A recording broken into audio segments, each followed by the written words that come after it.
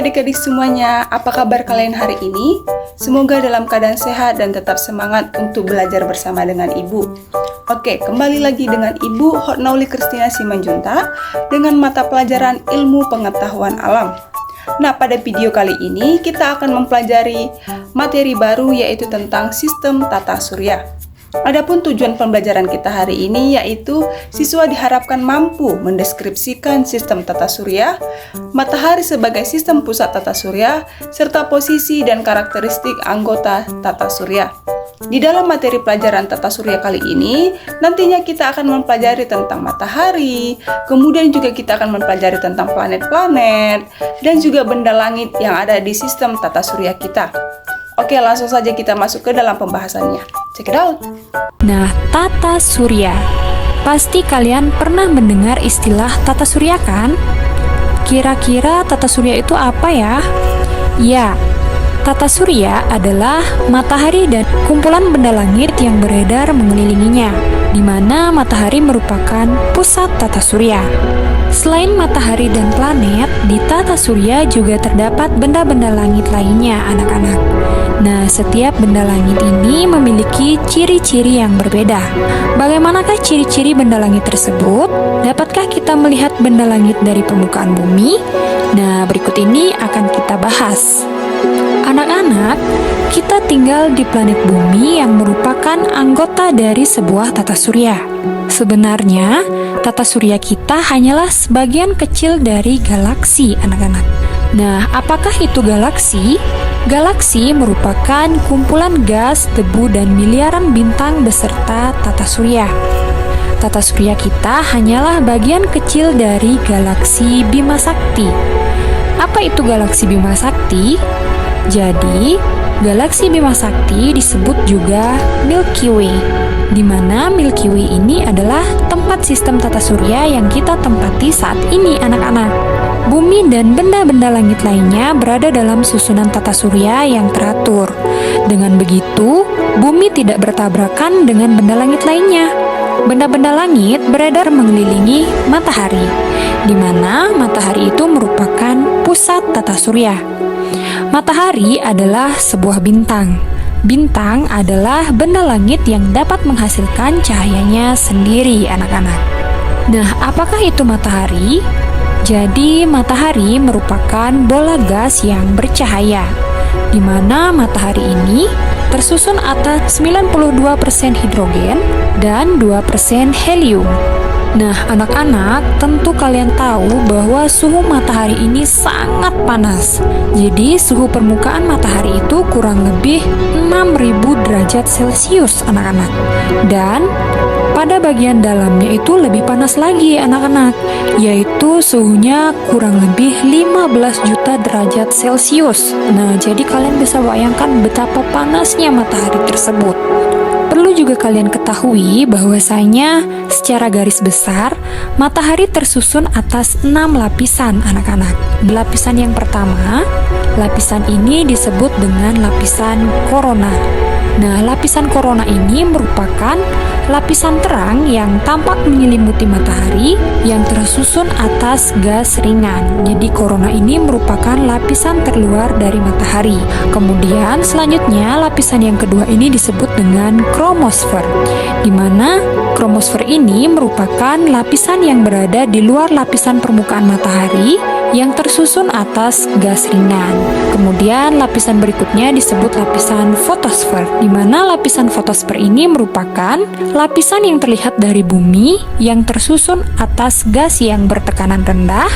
Kemudian lapisan yang selanjutnya disebut dengan lapisan konvektif, di mana lapisan konvektif ini merupakan lapisan yang berada setelah fotosfer dan menghantarkan energi matahari secara konveksi. Kemudian selanjutnya lapisan ini disebut dengan lapisan radiatif, di mana lapisan radiatif ini merupakan lapisan yang mengelilingi lapisan inti dan menghantarkan energi matahari dari dalam inti secara radiasi. Selanjutnya, lapisan yang paling dalam itu disebut dengan lapisan inti. Nah, jadi ini adalah lapisan inti dari matahari. Lapisan inti merupakan lapisan yang terletak di bagian pusat yang menghasilkan energi matahari. Nah, jadi itulah keenam lapisan yang menyusun matahari, anak-anak.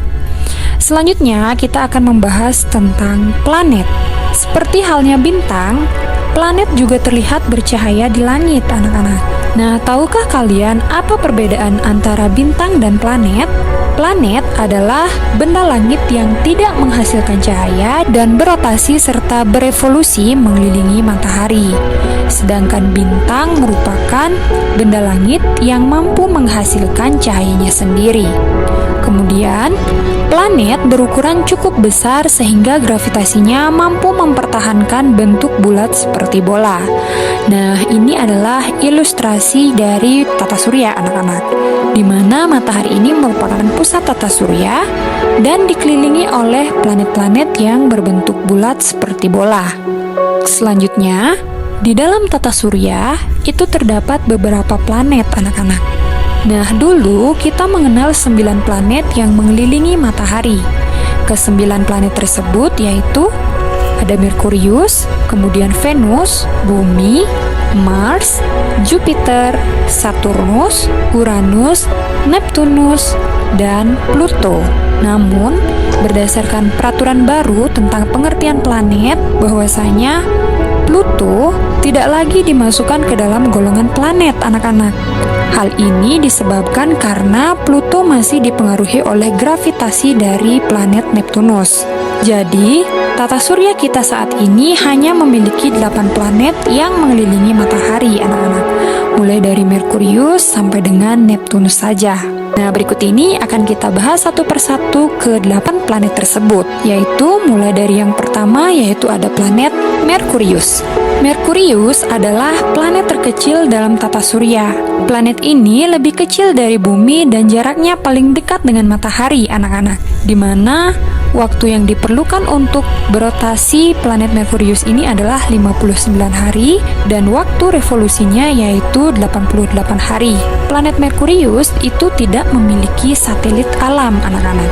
Selanjutnya, planet yang kedua yang terdekat dari matahari yaitu Venus. Planet Venus selalu tampak bercahaya terang dan planet ini paling dekat dengan bumi, di mana ukuran planet ini hampir sama dengan planet bumi, anak-anak. Venus sering disebut dengan bintang timur atau bintang pagi, karena planet ini kadang-kadang terlihat di sebelah timur sebelum matahari terbit, kemudian disebut juga dengan bintang senja atau bintang malam, karena Venus juga terlihat di sebelah barat sebelum matahari terbenam. Selain itu, Venus juga disebut dengan bintang kejora. Waktu atau kala rotasi yang diperlukan Venus itu ada 243 hari, kala revolusinya yaitu 225 hari. Venus juga tidak memiliki satelit. Planet yang ketiga selanjutnya yaitu ada Bumi. Bumi merupakan satu-satunya planet di tata surya yang dihuni oleh makhluk hidup.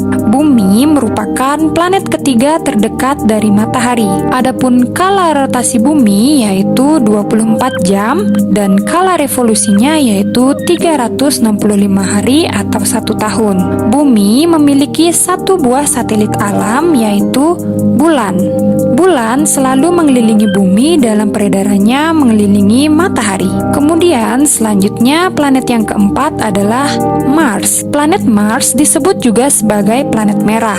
Mars disebut planet merah karena jika dilihat langsung dengan mata atau dengan teropong akan tampak berwarna kemerah-merahan.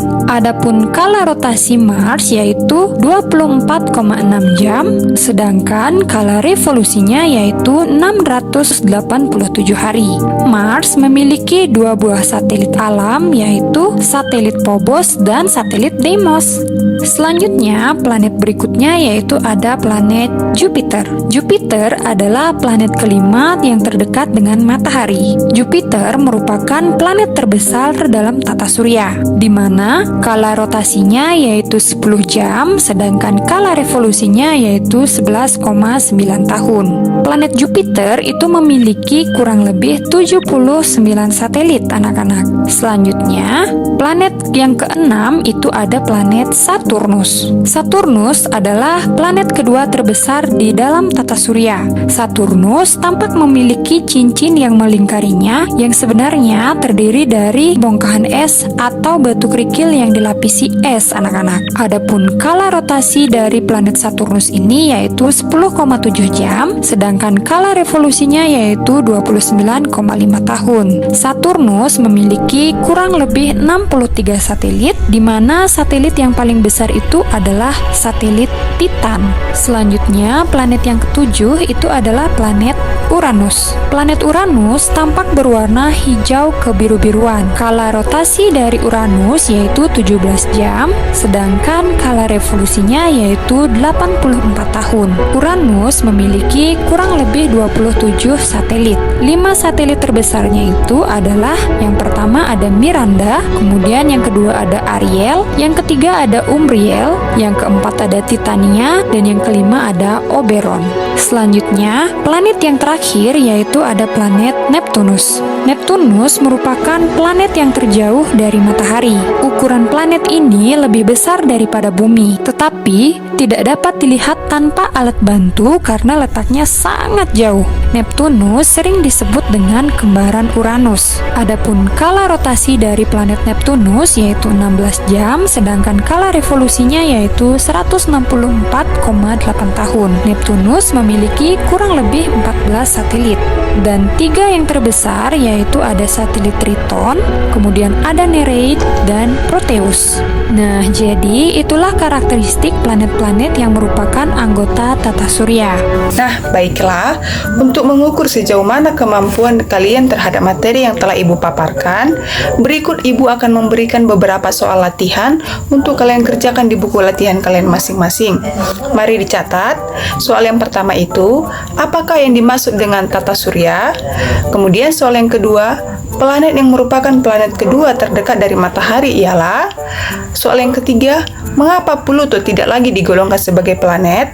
Soal yang keempat, tuliskanlah lapisan-lapisan matahari mulai dari yang terdalam. Dan soal yang kelima, planet yang terletak di antara Venus dan Mars ialah. Baiklah, 5 saja. Selamat mengerjakan soal-soalnya ya anak-anak. Baiklah anak-anak, demikianlah materi mengenai tata surya yang bisa Ibu Uli sampaikan pada video kali ini. Semoga apa yang Ibu Uli sampaikan dapat dengan mudah kalian pahami dan juga semoga bermanfaat untuk kalian. Baiklah, selamat berjumpa di pertemuan selanjutnya. Terima kasih.